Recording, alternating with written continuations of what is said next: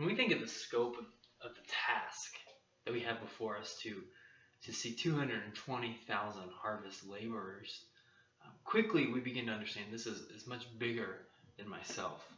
That I need to multiply my efforts in other people as quickly as possible so that we can see no place left here in Kansas City. But then it becomes a question of who and how do I do that? And so let's take a look at something within the leadership development field, a tool that we call precision harvesting, and thinking, who do I spend my time with, and how do I spend my time with, and how do I find those that I spend my time with? And so when we think about it in those terms, we see from Scripture that Jesus, he spent his time with a lot of different people, right? And so we can think through times where he fed the 5,000. He fed the 4,000. He spoke at the Sea of Galilee and used the water as an amphitheater so that the crowds along the shore could hear him. We see in the upper room there's 120 people. Yet we know he has 12 disciples that he calls to himself. And even amongst those 12, there's 3 that get to experience the transfiguration, to see him raise someone from the dead. And so what we see from Jesus is that his time spent with people, the crowds, he spends a little bit of time with them. He gives them his time, but he spends a lot of time with those few. And so we can draw that like this. And so up here we see the crowds, or the 5,000, the 120, and 12, 3. And so likewise, we want to be able to discover who are the people that God is calling us to be spending our time with. For the sake of his kingdom, we can't invest in everybody, but we have to find those few, those faithful and fruitful that we can spend our time with. And so as we think about it, we think of training up here. We want to train as many believers as we can. We want to posture ourselves to serve churches throughout the Kansas City, serve organizations, to meet their needs, and we want to train broadly.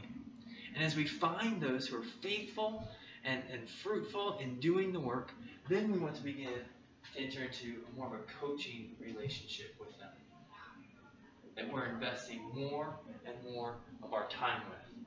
Because as we move down to find those, we can also see from this the time spent is greater and greater. Because ultimately, we want everybody who's acting as a harvest laborer within Kansas City to be in a coaching relationship and to understand that they have a coach, that they're coaching 5 others, and their 5 are also coaching others. It's something we would call 1, 5, 25. So I'm always thinking, who is it that I am coaching, and who is it that I'm raising up to do what I've done? Now, how do we do this? How do we discover those that we want to invest our time in? Well, that we can look at Scripture, and we can see what Jesus did. Jesus, as he goes throughout his ministry, repeatedly, he says very difficult things, right? At one point he says, unless you eat my flesh and drink my blood, you'll have no part of me. So he uses hard sayings. In other places, he speaks in parables. And why does he speak in parables? He says so that they'll always be hearing but not understanding. In other places, he uses lordship, like with the rich young ruler, that he must sell everything he has and come and follow him. So Jesus, he's filtering people out. He's finding those that are faithful, that are fruitful, that are committed to the work to do that. And so we can do that same thing in the 3/3 process, right? So through the 3/3 process, we're looking back. We're asking hard questions. We're asking, did you obey what Jesus told you to do this week? Did you do it? We're holding each other accountable to that. We're caring for one another. We're loving each other. We're seeing that if there's sin within our lives that we need to turn from and follow him. And so we use those hard sayings. Then we're in the middle third, we're looking up. We're looking at the life of Jesus. We're examining him and seeing if this is worth our entire lives. And we're seeing if we understand it and grab hold of what he's telling us to do. And then we're looking forward. And we're saying, what is it that he's calling us to do this week? What areas, what do I need to give him lordship over?